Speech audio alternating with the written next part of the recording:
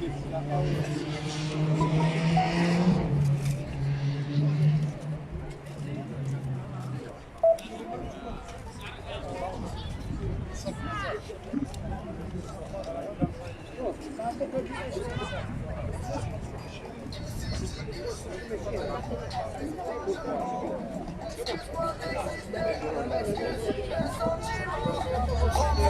liberté, je te le demande gentiment.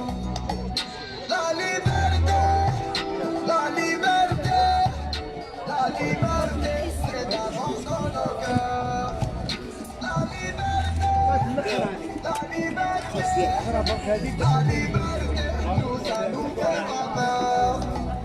La liberté, la liberté, la liberté, c'est d'avance dans nos cœurs. La liberté, la liberté, la liberté, nous ça nous fait pas peur.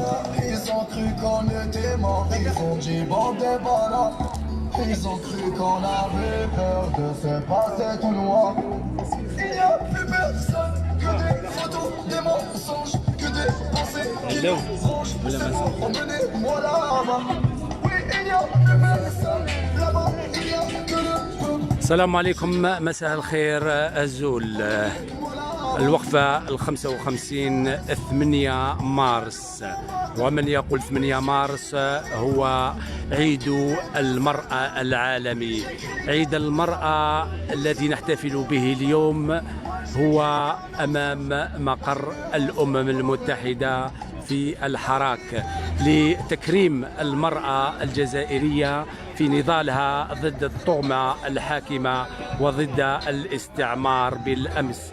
إذن المرأة تكرم اليوم من أمام مقر الأمم المتحدة، تكرم لواجبها الكبير الذي تقوم به مع أخوها الرجل في انتزاع الحرية، في انتزاع الوطن المنهوب، في استرجاع الثروات المنهوبة، في استرجاع كلمة الحق.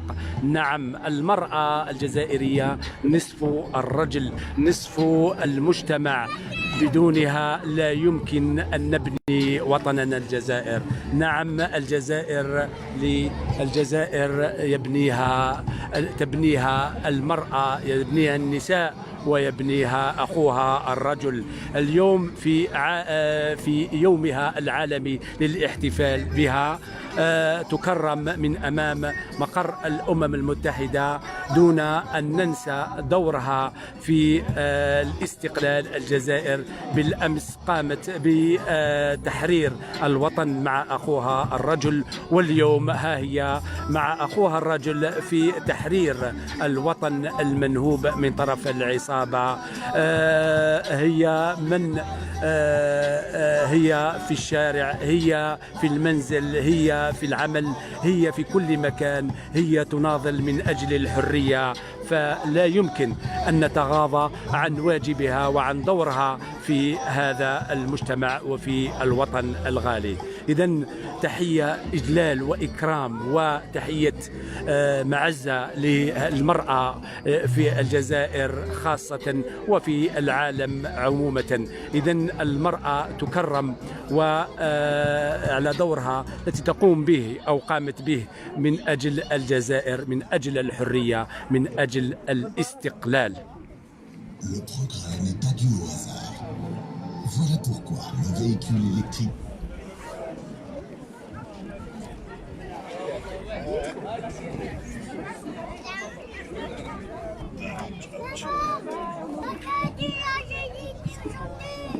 qui innovants sont تسلم. كيف موتيفاسيون؟ Ça va bien؟ ماكش خايف من كورونا دايا؟ نخاف منه.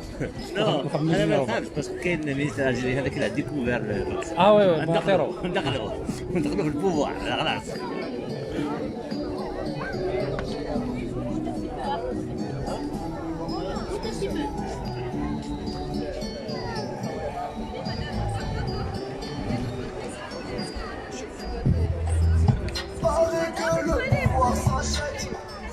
إذا من أمام مقر الأمم المتحدة التي أصبحت تسمى ساحة الأحرار، لأن بها أحرار يريدون الحرية، لأن بها أحرار يريدون أن تكون الجزائر مستقلة. الاستقلال ثم الاستقلال ثم الاستقلال هو مطلب كل الأحرار، كل الشعب الجزائري لبناء دولة مدنية، دولة الشرعية، دولة الشعب، دولة الحرية، دولة الديمقراطية.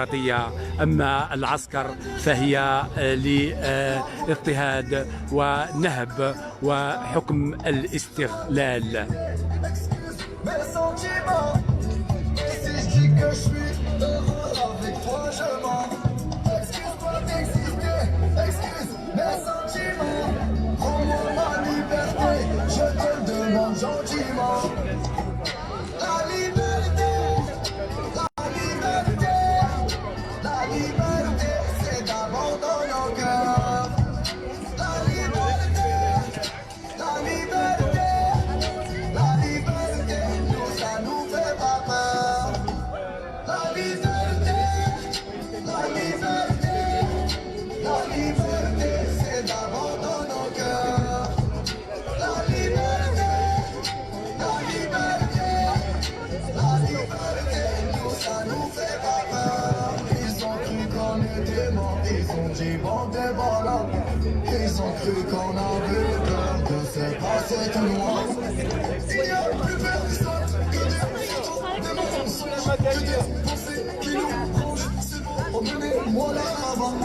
Oui, il n'y a plus personne là-bas, il n'y a que le feu. J'écrirai la marque, emmenez-moi là-bas. J'écris ça le soir pour un nouveau matin. Oui, j'écris pour y croire. L'avenir est incertain. Oui, j'écris car nous sommes un dans la main.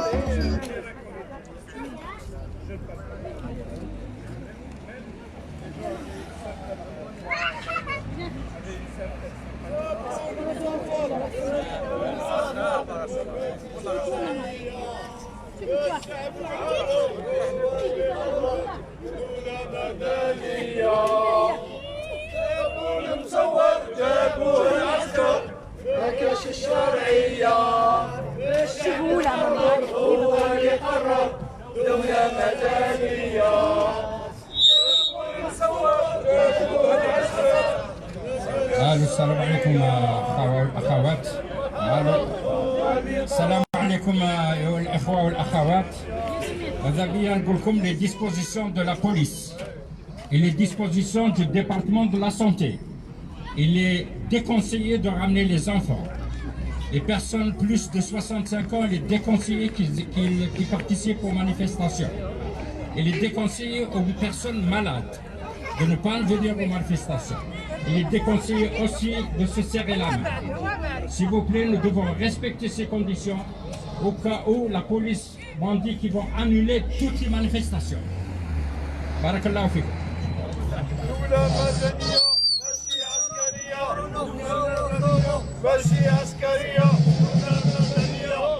إذن قسما النشيد الوطني.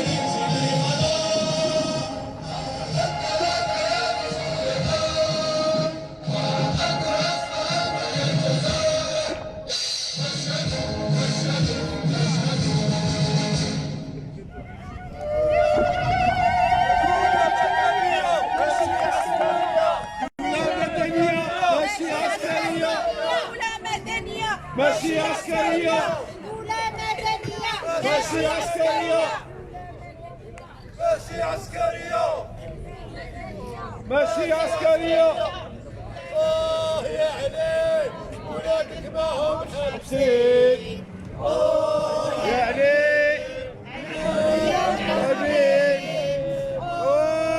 يا علي ولادك ما هم حابسين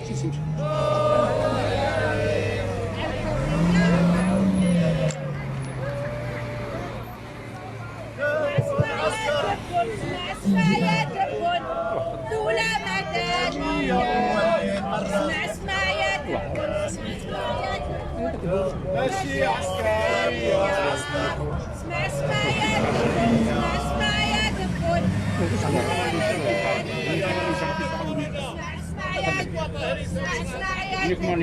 ماشي عسكرية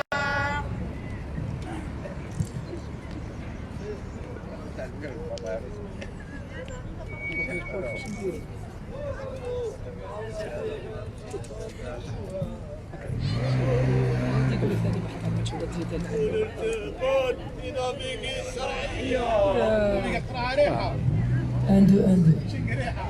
Bon, avec un masque, parce que c'est le règlement qui est imposé par les autorités suisses. Salam alaikum,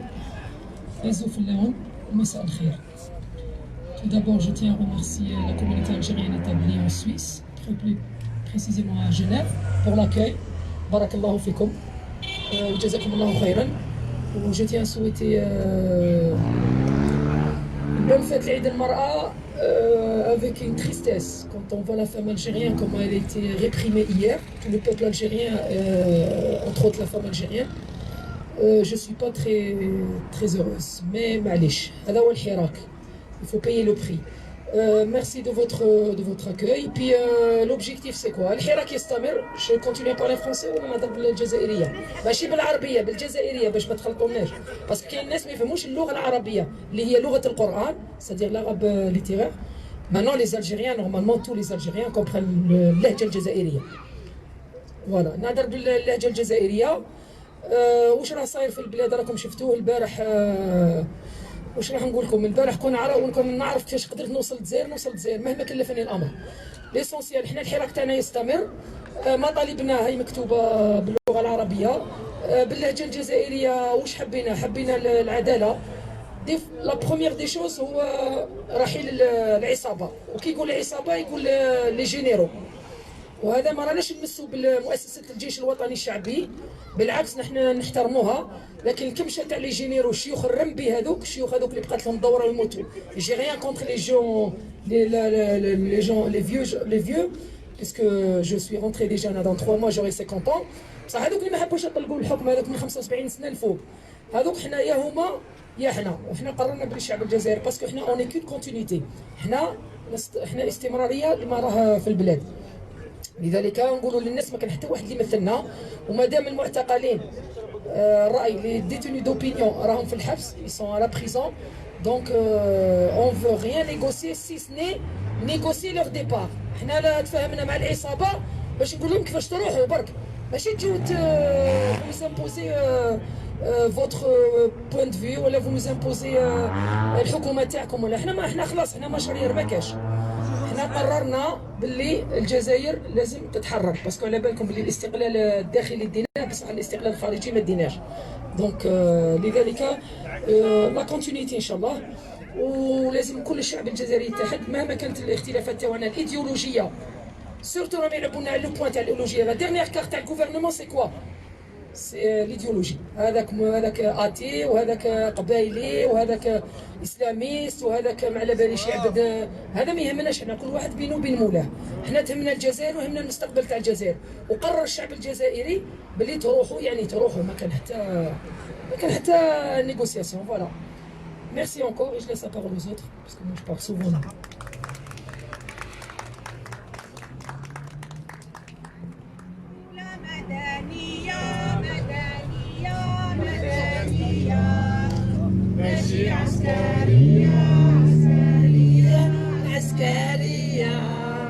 دولة مدنية مدنية مدنية، ماشي عسكرية عسكرية عسكرية. يا خوانا العسكر La semaine 55 du Hirak, la participation, la présence des femmes. Avec le Hirak, la respiration du peuple algérien qui a repris. C'est la vie qui revient à nouveau dans l'ensemble du peuple algérien, dans toutes les villes. C'est la révolution pacifique qui a repris ses droits. La respiration se fait avec 2 poumons, celui de droite et celui de gauche. Si l'un des poumons venait à s'arrêter, le corps s'épuiserait vite et s'arrêterait. Les 2 poumons respirent ensemble, irriguent ensemble le corps avec l'oxygène. Les 2 poumons du Hirak, c'est l'homme et la femme. Donne la vie au peuple algérien. Si l'un des poumons ne participe pas, le Hirak s'arrêterait. Après les premières manifestations, la femme algérienne a répondu présente au premier rang. À chaque manifestation, elle est présente au milieu avec son frère.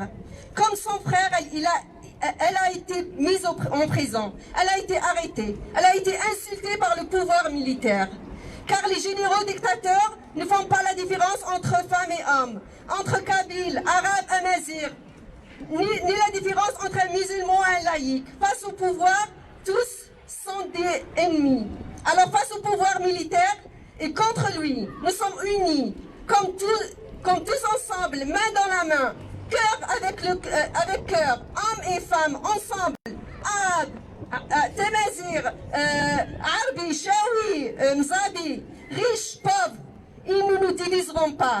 Alors dans ce mouvement historique formidable, que vit l'Algérie, la femme répond. Comment elle répond la femme? Oui, je suis là. Dans les manifestations, dans les hôpitaux et même dans les prisons s'il faut. Nous sommes là, aux portes des tribunaux de la honte, aux portes des prisons, pour exiger la libération des détenus, femmes et hommes.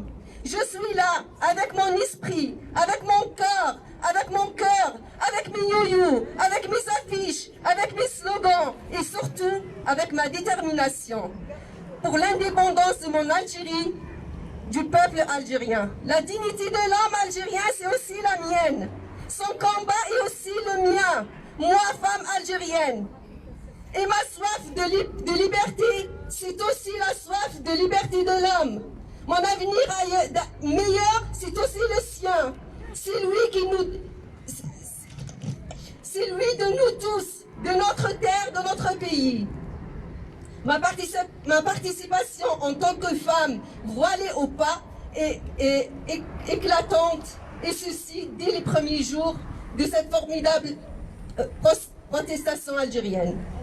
Elle n'a pas à être démontrée, photographiée, légitimée ou excusée. La femme est présente, comme elle l'avait toujours été auparavant, durant la longue résistance contre la France coloniale, gardienne de la culture nationale, éducatrice des futurs combattants et résistants, dépositaire de l'âme algérienne et aussi moudjahida lorsqu'il fallait arriver à cette situation. Les femmes algériennes est là, Khatibeya, malgré son âge avancé et sa maladie, qui subit la répression des policiers, sans foi ni loi, et qui lui vole ses médicaments, et qui la frappe sans vergogne aucune, mais qui est toujours présente les vendredis ainsi que les mardis pour soutenir les étudiants, ses enfants, les jeunes, afin de leur transmettre cette soif de liberté et de dignité. Nour El-Houda Ogadi, qui a passé 6 mois en prison pour avoir manifesté tout simplement et qui se retrouve au premier rang des manifestants avec sa mère toujours présente elle aussi.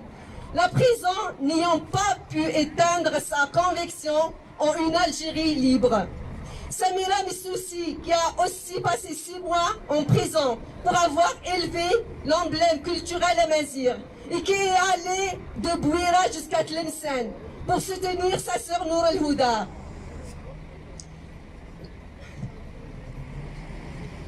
Et bien autres encore, Yasmina Dahmani, Louisa Eril Ahriz et Yasmina Haj Mohand. Il y a encore toutes celles dont le cœur continue à saigner, car leur père, leurs frères, leurs maris sont en prison depuis plus de 25 ans, dans la solitude, dans l'injustice et dans la hadra. Et aussi toutes celles qui sont à la recherche de leurs enfants, pères et frères disparus depuis les années 90, car ce pouvoir militaire kidnappe, torture, assassine, puis fait disparaître les corps. Contre toutes ces pratiques, contre la perpétuation du dictateur militaire, contre le déni de liberté, pour un tout peuple, alors nous disons, nous serons bi'idnillah à côté des femmes et des hommes, épris de liberté. Nous élèverons la voix pour clamer et dire tout haut notre soif de liberté et de dignité en disant دولة مدنية ماشي عسكرية دولة مدنية ماشي عسكرية دولة مدنية ماشي عسكرية دولة مدنية ماشي عسكرية دولة مدنية ماشي عسكرية دولة مدنية ماشي عسكرية دولة مدنية ماشي عسكرية دولة مدنية ماشي عسكرية دولة مدنية ماشي عسكرية دولة مدنية ماشي عسكرية. اسمع يا تبون اسمع يا تبون دولة مدنية اسمع يا تبون اسمع يا تبون ماشي عسكرية اسمع يا تبون اسمع يا تبون دولة مدنية اسمع يا تبون اسمع يا تبون دولة مدنية اسمع يا تبون اسمع يا تبون دولة مدنية اسمع يا تبون اسمع يا تبون ماشي عسكرية دولة مدنية مدنية مدنية ماشي عسكرية عسكرية عسكرية دولة مدنية مدنية مدنية ماشي عسكرية عسكرية عسكرية جينيرو يا الخونة والله ما حابسين كليتو البلاد زواليمات كلكم ربي العالمين لي جينيرو يا الخونة والله مانا حابسين كليتو البلاد زواليمات كلكم ربي العالمين دولة مدنية مدنية مدنية ماشي عسكرية عسكرية عسكرية دولة مدنية مدنية مدنية ماشي عسكرية عسكرية عسكرية لي جينيرو وانا والله مانا حابسين كليتو البلاد زواليمات كلكم ربي العالمين لي جينيرو يا الخونة والله مانا حابسين كليتو البلاد زواليمات كلكم ربي العالمين دولة مدنية مدنية دورنا عورة والنحو مسكارة دورنا عورة والنحو مسكارة احنا ولاد عميروش مصارير ما نولوش واحنا ولاد عميروش مصارير ما نولوش يتم توزيع الزهور الورود على النساء في يومهم العالمي للمرأة. نعم، من طرف الدكتور إبراهيمي.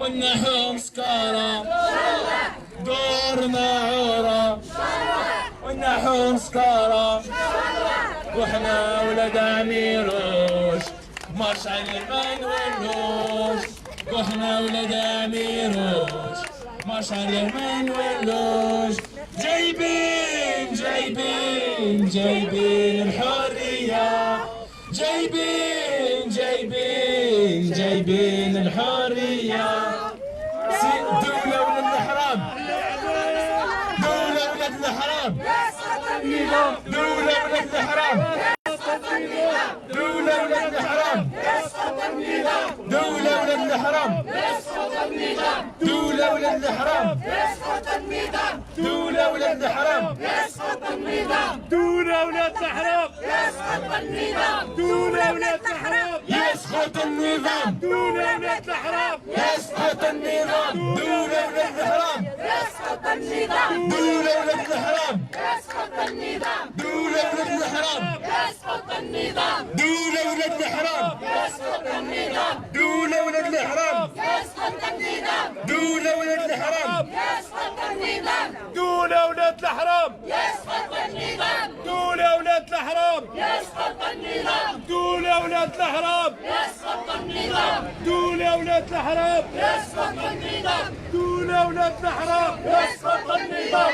جابونا مزور جابوها العسكر بغير الشرعية الشعب تحرر هو اللي قرر دولة مدنية جابوا المزور جابوا العسكر ما كانش الشرعية الشعب تحرر هو اللي قرر دولة مدنية جابوا المزور جابوا العسكر ما كانش الشرعية الشعب تحرر هو اللي قرر دولة مدنية جابوا المزور جابوا العسكر ما كانش الشرعية العصابة يروحوا يخطونا تبون ديالهم هو الكورونا اويه اويه قولوا العصابة يروحوا يخطونا تبون ديالكم هو الكورونا اويه اويه مكاش اسلامي مكاش علماني حراكنا يبقى غير كونك هاني اويه اويه مكاش علماني مكاش علماني حراكنا يبقى غير كونك هاني اويه اويه قولوا العصابة يروحوا يخطونا تبون ديالكم هو الكورونا اويه اويه قولوا العصابة يروحوا يخطونا تبون ديالكم هو الكورونا اويه اويه إسلامي ما كاش علماني حيركنا يبقى غير كونك هاني اوي اوي ما كاش إسلامي ما كاش علماني حيركنا يبقى غير كونك هاني اوي اوي الحيرك في جنب اولي اولا ينحلنا ازعف اولي اولا الحيرك في جنب اولي اولا ينحلنا ازعف اولي اولا والله ما انا حبسي اولي اولا كل حد احنا خارجي اولي اولا والله ما انا حبسي اولي اولا كل حد احنا خارجي اولي اولا كونتوا حكومة اولي اولا تخدمكم غير انتوما اولي اولا كونتوا حكومة اولي اولا تخدمكم غير انتوما اولي اولا ما كاش معاكم حوار اولي اولا بعتوا البلاد بالدولار اولي اولا ما كاش معاكم حوار اولي اولا بعتوا البلاد بالدولار اولي اولا الحيرك في جنب اولي اولا ينحلنا ازعف اولي اولا الحيرك في سويسرا اولي اولا تخرج مرة وامرأة اولي اولا الحيرك في سويسرا اولي اولا فيه النحو الحقرة اولي اولا الحيرك في سويسرا اولي اولا به النحو الحقرة اولي اولا الحيرك في جنب اولي اولا به النحي وازعف اولي اولا الحيرك في جنب اولي اولا به النحي وازعف اولي اولا الشعب هو البوفوار اولي اولا ناضل حتى الفيكتوار اولي اولا الشعب هو البوفوار اولي اولا ناضل حتى الفيكتوار اولي اولا الحيرك في سويسرا اولي اولا يخرج راجل وامرأة اولي اولا الحيرك في سويسرا اولي اولا يخرج راجل وامرأة اولي اولا تبون بوتفليقة برنامج تكميلي مسلسل السرقة كيما اليوم كيما بكري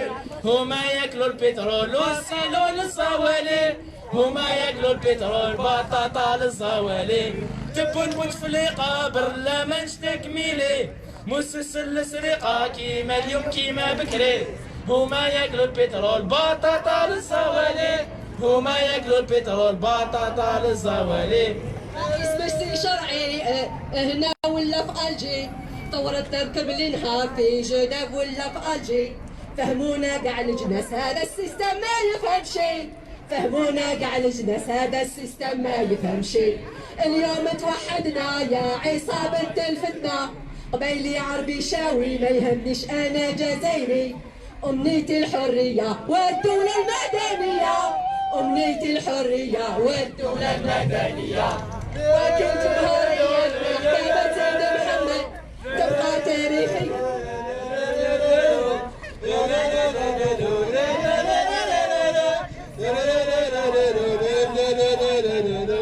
وكل جمهورية محكمة سيد محمد تبقى تاريخية نكتبوها بالمجلد رفيقو يا قوضة ديرو كيما بالهادي احمد رفيقو يا قوضة ديرو كيما بالهادي احمد لا لا لا لا لا لا لا لا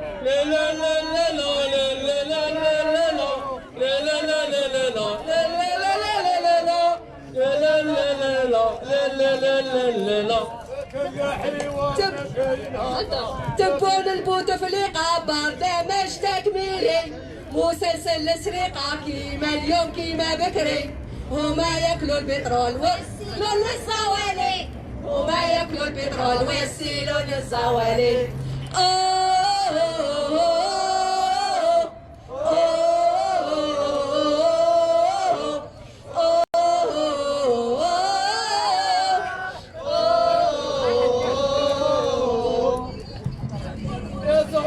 يا الجبل كاين طاب ولا يوهان يا صغمتي يا جبل كاين طاب ولا يوهان جيبوه جيبوه جيبوه جيبوه زغماتي للحراش جيبوه جيبوه زغماتي للحراش جيبوه جيبوه زغماتي للحراش جيبوه جيبوه زغماتي للحراش جيبوه جيبوه يا زغماتي يا جبل كارب طاب ولا يوهان يا جبل كريم طابو لا يهان يا زغماتي يا جبل كريم طابو لا يهان يا زغماتي يا جبل كريم طابو لا يهان يا زغماتي يا جبل كريم طابو لا يهان جابوا الكورونا ولبسوا الكمامة جابوا الكورونا ولبسوا الكمامة اويه اويه ونمشي وين ما كاين بعد معجر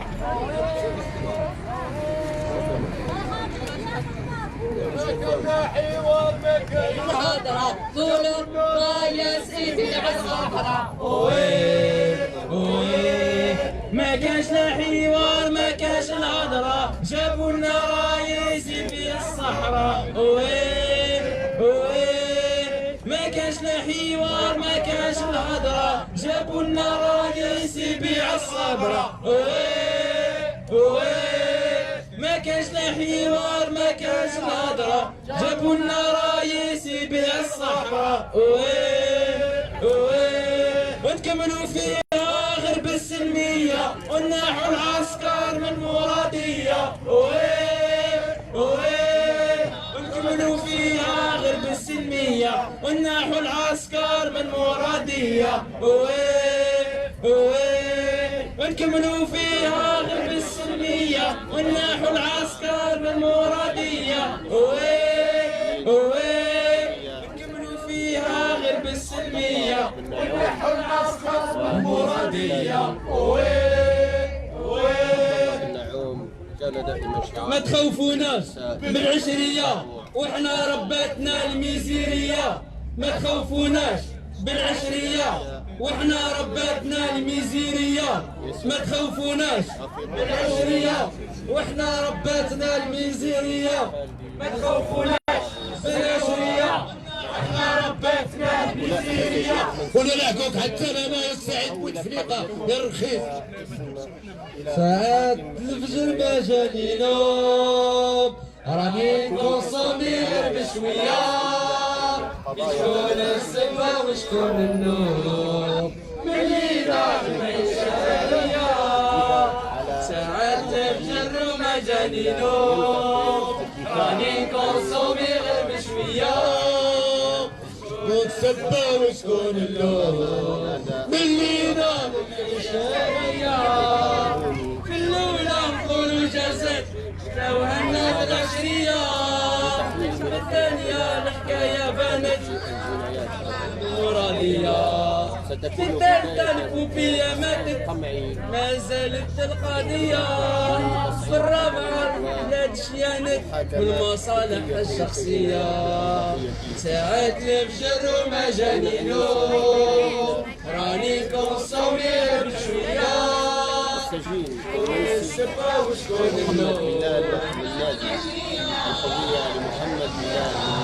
مكاش فيكم ثقة يا ولاد بوتفليقة فوتنا معاكم 4 رجال عيشتوا ناقص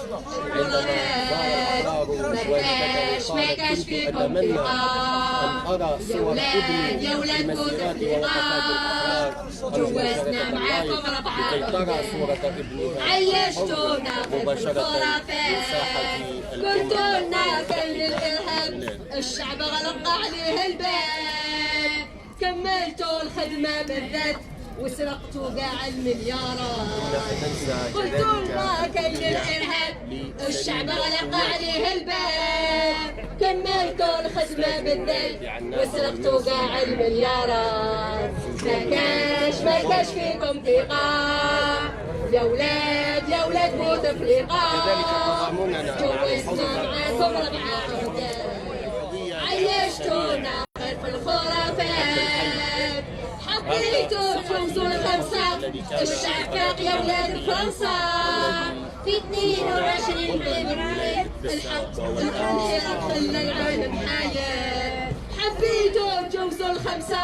الشعب باقي يا ولاد فرنسا في 22 فبراير الانحراف خلى العالم حياة ما كاش فيكم ثقة يا ولاد بوتفليقة جوزنا معاكم 4 رجال عيشتونا غير في الخرافات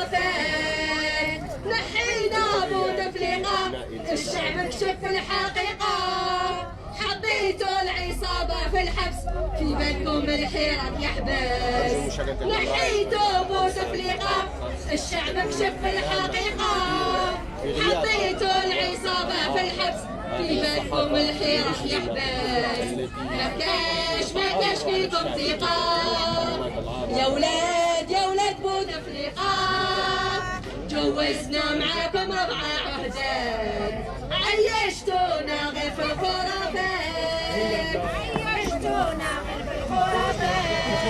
جوزتوا الانتخابات هذه خدمة جنرالات سياسة الاعتقالات زاد للحيرة بابات جوزتوا الانتخابات هذه خدمة جنرالات سياسة الاعتقالات زاد للحارة بابات ما كاش فيكم ثقة يا ولاد بوتفليقة جوزتوا معاكم عهدات عيشتونا غير في الخرافات حوسوا على الشرعية مع دول أجنبية على بالكم بالنهاية الشعب الحرية حوسوا على الشرعية مع دول أجنبية على بالكم بالنهاية الشعب اللي يدي الحرية ما كاش فيكم ثقة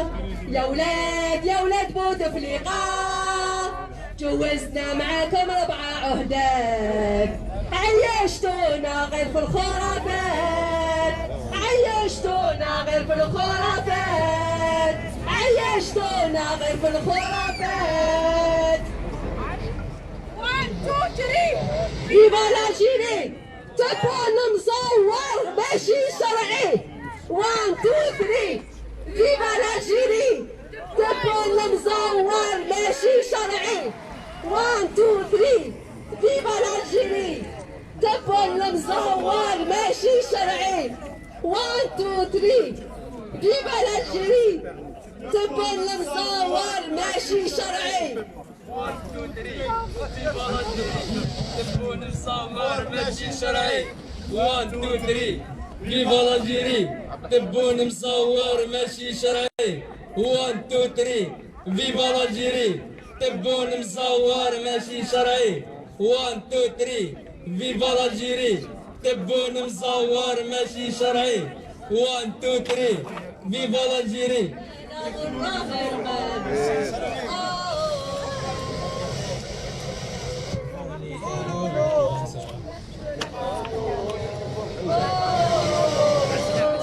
وراه العدالة وراه القانون يسجنوا في الأحرار خرجوا والتبون وراه العدالة وراه القانون قضاة حوثة لا يخافوا التليفون عصابة هجالة بابهم مكرون وين العدالة وين راه القانون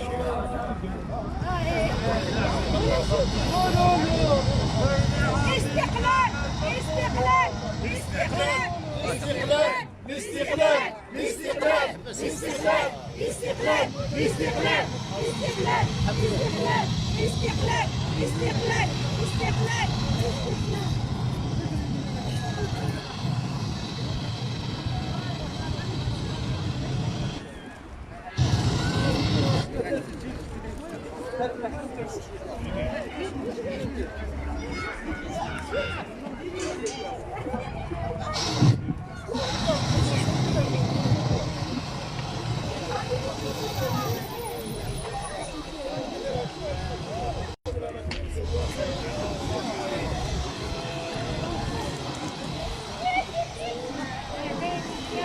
ماشي عسكرية سمعوا يا ناس عبان خلوصية دولة مدنية ماشي عسكرية سمعوا يا ناس عبان خلوصية دولة مدنية ماشي عسكرية سمعوا يا ناس عبان خلصايا دولة مدنية ماشي عسكرية. بسم الله الرحمن الرحيم. السلام عليكم. Azul Flaou. Aujourd'hui, c'est plus que symbolique. Mais je préfère ne pas commencer par le début, mais plutôt commencer par la fin. C'est quoi la fin? C'est d'abord hier et la brutalité policière face aux manifestants. Une brutalité, ne vous trompez pas, ce n'est pas une brutalité extrême, parce qu'ils peuvent encore faire beaucoup de mal. Une brutalité qui s'est exprimée.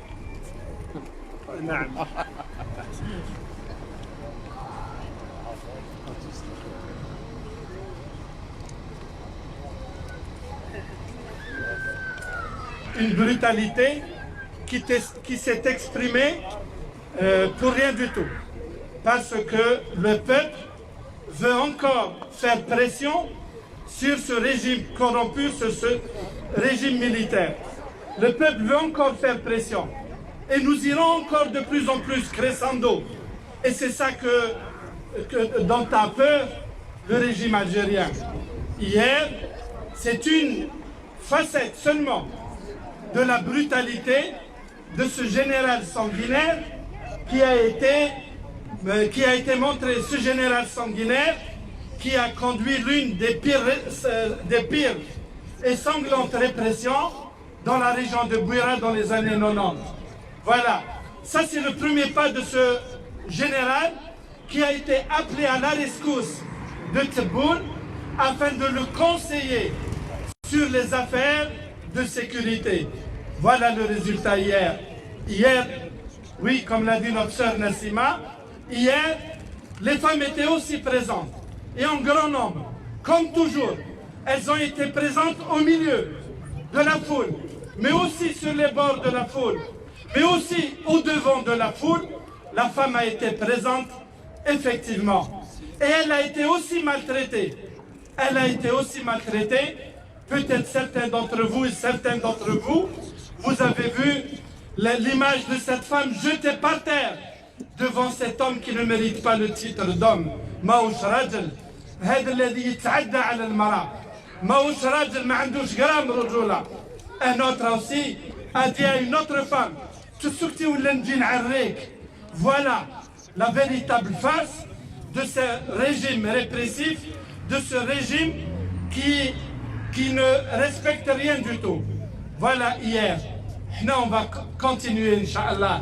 On va continuer les samedis. On va continuer les mardis. On va continuer les vendredis. Et on continuera encore d'autres jours et sous d'autres formes aussi. Parce que l'un des amis ici présents, il est venu me poser la question, mais il n'y a pas de solution en Algérie. Mais si, il y a une solution. Parce qu'il n'y avait pas de solution, ben on serait resté chez nous tout simplement. Le peuple algérien serait resté chez lui tout simplement. Il y a une solution. Il y a la solution qui a été prônée de manière instinctive par le peuple algérien, à savoir ces manifestations de liberté, à savoir ces manifestations pacifiques, à savoir ces manifestations non pas dans une région déterminée, non pas dans un club déterminé, mais à travers toutes les villes d'Algérie. Et c'est ça la force de ce Hirak, c'est cette puissance territoriale au niveau de tous les territoires algériens. C'est ça qui fait sa force. Et ce qui fait sa force, comme l'a dit effectivement notre sœur, c'est que l'homme et la femme sont présents. Oui, nous sommes présents parce que l'avenir, c'est pour nous tous, hommes et femmes. L'avenir, c'est pour nos enfants aussi, tous, garçons et filles. C'est pour cela que nous continuerons, Inch'Allah. Le pouvoir ne veut pas laisser encore le Hirak aller en crescendo. Déjà ce vendredi, à ceux qui ont des informations précises, déjà ce vendredi, les policiers, cet appareil répressif, a essayé de tout faire pour briser les flux, pour briser le tsunami qui vient de Bab el Oued, et d'El Khasaba, pour briser le flux qui venait pour Alger en particulier, qui venait d'El Harrach. Il a tout fait pour scinder les manifestations, mais c'est le nombre qui est important. Parce que vous l'avez vu, à chaque fois que le nombre affaiblit, comme par exemple lors du procès de notre frère, de notre ami, de notre Moudjahid Karim Tabou, tant que les gens étaient présents, la police n'a rien fait.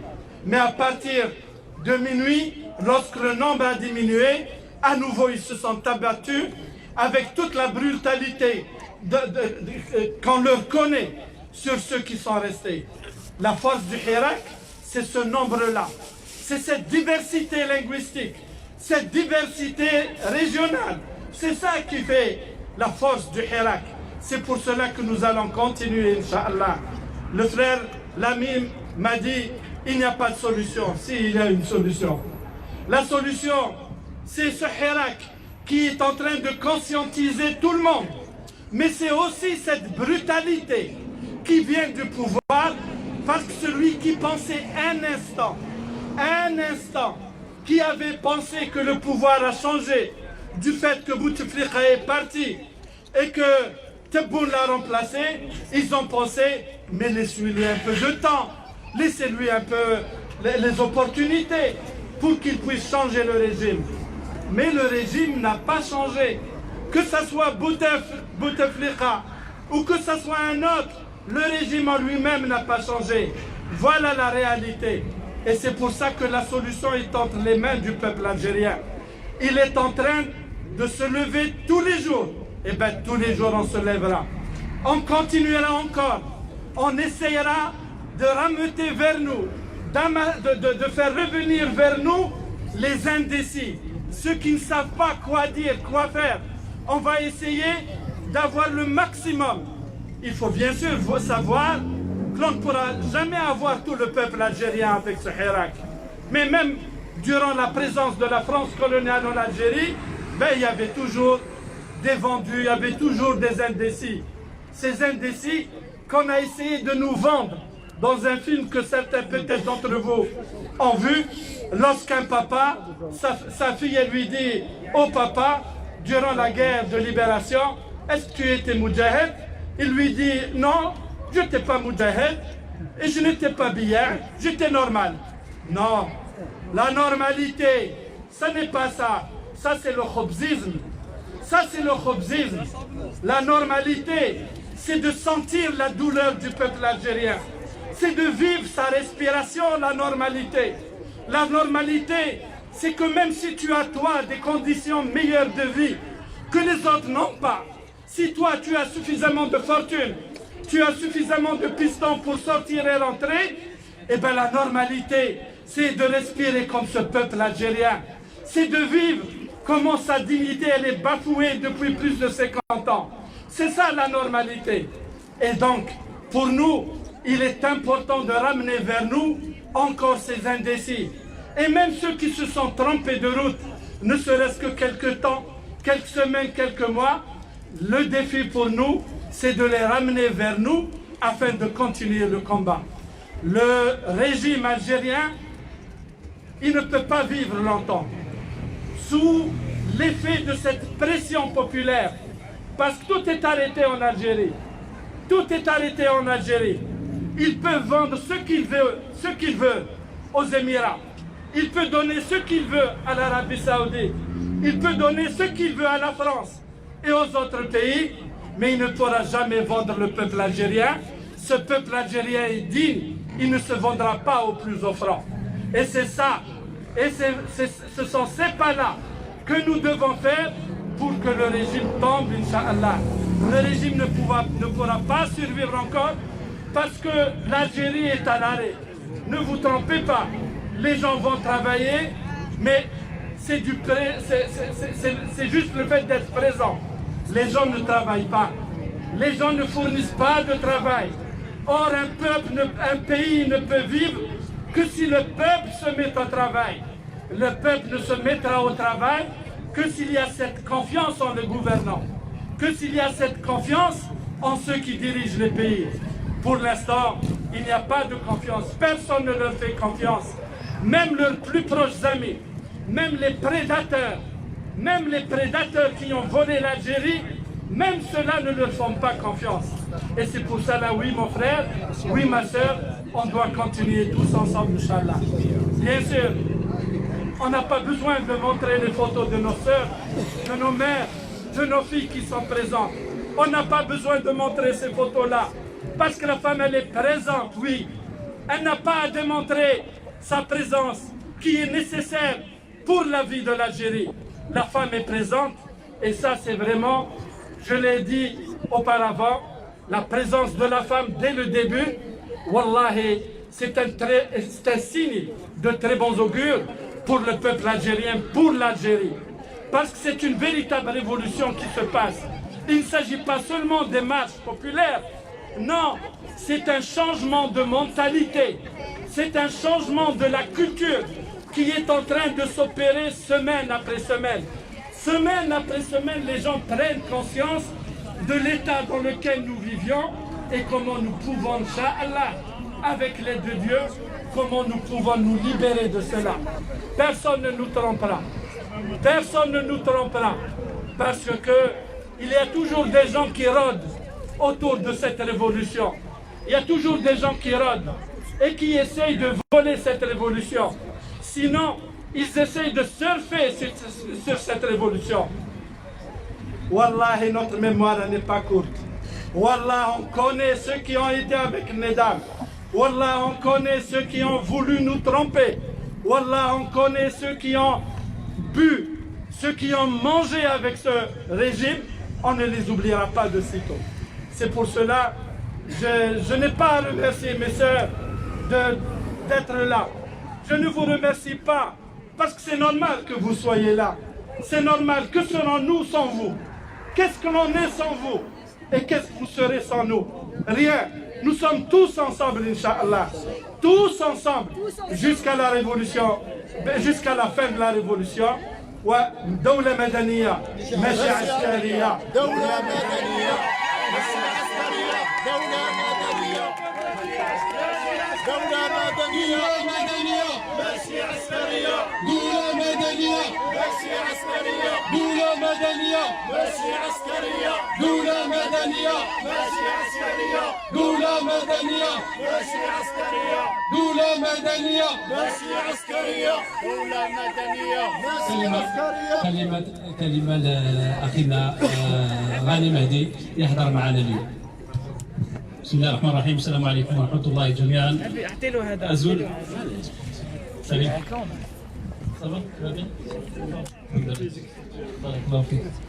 On est ici à Genève, permettez-moi de parler en arabe, en face de cette chaise qui symbolise la volonté des Nations Unies de mettre terme à la prolifération des grenades antipersonnelles. Mais en fait, la chaise, pour les Algériens, ça représente le pouvoir. C'est la raison de notre mal-être. La chaise, le pouvoir, l'omnipotence de ce système qui, depuis 1962, n'a eu de cesse de nous mentir, de piller l'Algérie et en fait, de construire un État voyou. C'est un État voyou, une mafia qui a... Excusez-moi,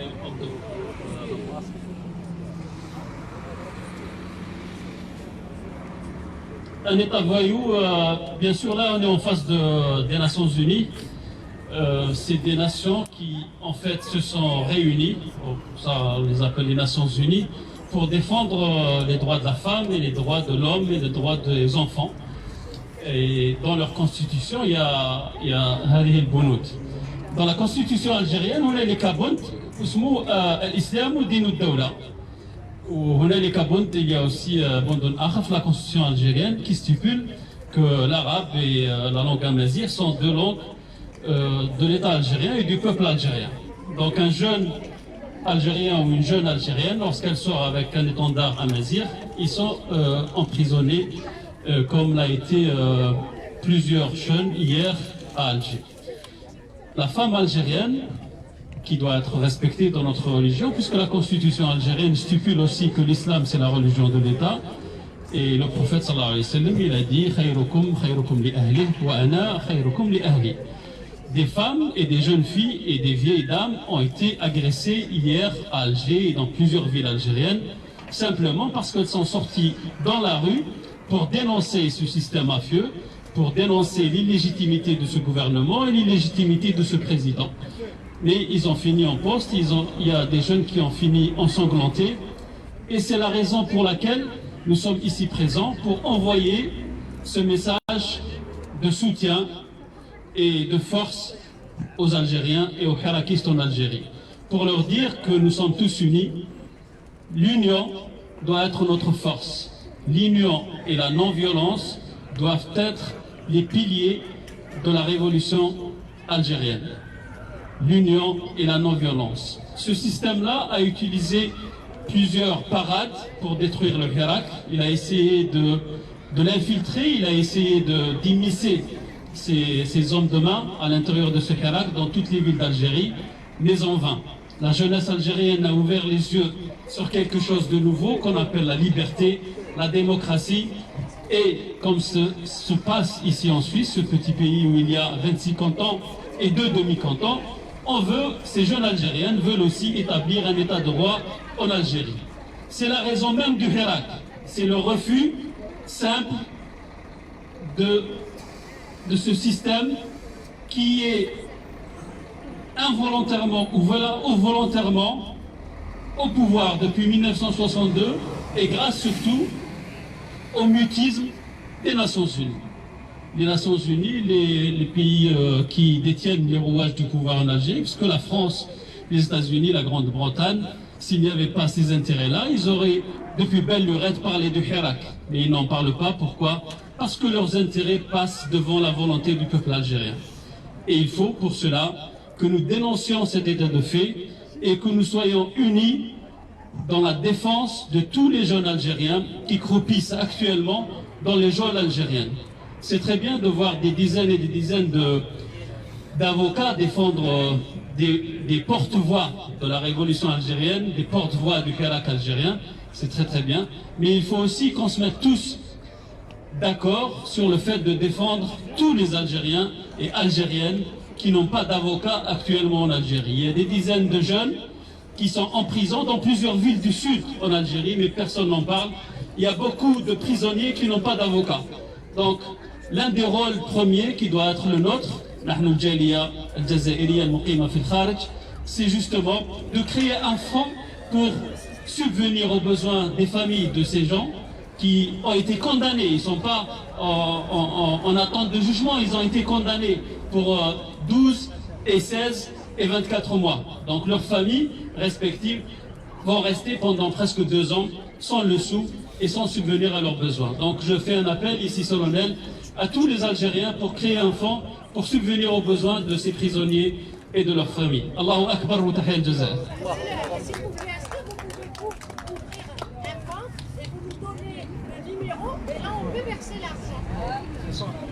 Oui, l'idée elle existe, madame, de ce fonds. Il faut juste... Pardon? En fait, le fonds il existe, mais il faut juste, justement, j'en parle aujourd'hui pour que les Algériens réalisent que... Est-ce qu'il y a un numéro où on peut verser? Il n'y a pas un seul numéro, il y a plusieurs numéros. Moi je ne le connais pas. On va le donner, Inch'Allah. Les numéros pour qu'on puisse verser l'argent.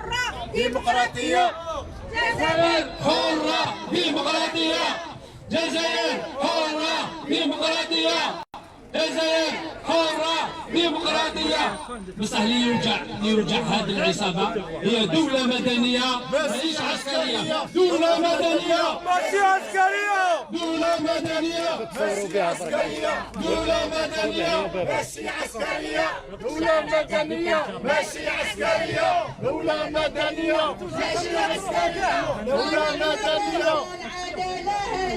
يا وعدنا ولادنا جيبوا سلم زيدوا يحيى بالبراءة التامة رانا على بالنا العدالة هيما يا وعدنا ولادنا جيبوا سلم زيدوا يحيى بالبراءة التامة رانا على بالنا العدالة هيما يا وعدنا ولادنا جيبوا سلم زيدوا يحيى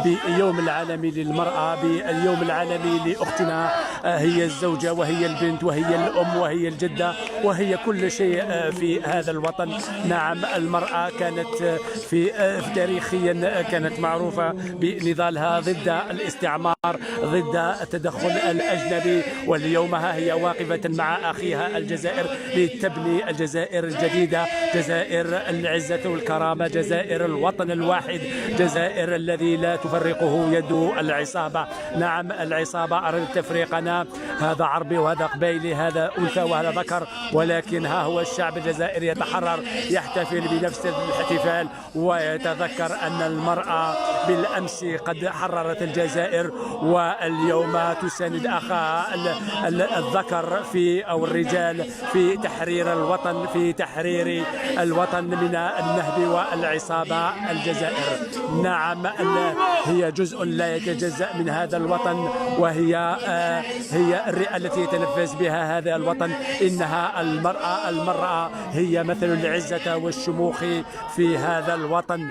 تحيا الوطن، تحيا المرأة الجزائرية التي أثبتت أنها دوما مع الوطن، دوما تحركها المبادئ، تحركها ما يهم الوطن وما يبغيه الوطن. نعم، المرأة هي جزء لا يتجزأ من هذا الوطن، وهي التي تبني مع أخيها الرجل هذا الوطن وتنزع هذه الطغمة الحاكمة من الجزائر.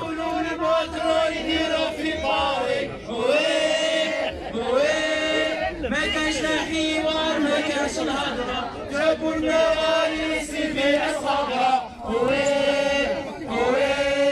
ما كانش حوار، ما كانش الهضرة، جابوا لنا رئيسي في الصحراء. ونكملوا فيها غير بس. إذا كانت هذه كما قلت، هذا هو احتفال الجالية الجزائرية بعيد المرأة من أمام مقر الأمم المتحدة لتبيان دور المرأة الشريف الذي قامت به بالأمس، وها هي اليوم مع أخيها الرجل تقوم يدا بيد لتحرير الوطن من العصابة، من تحرير الحكم الفاسد، من تحرير الوطن من العصابة الحاكمة. هذا نقل مباشر لراديو حراك كانت لكم من أمام مقر الأمم المتحدة بجنيف. تنقل لكم هذه الوقفة مساندة للحراك في الجزائر، مساندة لمطالب الشعب الحر في الجزائر. شكرا لكم على المتابعة والمشاركة لهذه الفيديو ولمشاركة قناة الحراك. شكرا لكم، ودامت الجزائر بخير، وعاشت المرأة أختنا التي شاركت بالأمس واليوم في بناء دولة العدل، دولة الديمقراطية، دولة المؤسسات. السلام عليكم وأزول. والشعب اتحرر، هو اللي قرر دولة مدنية.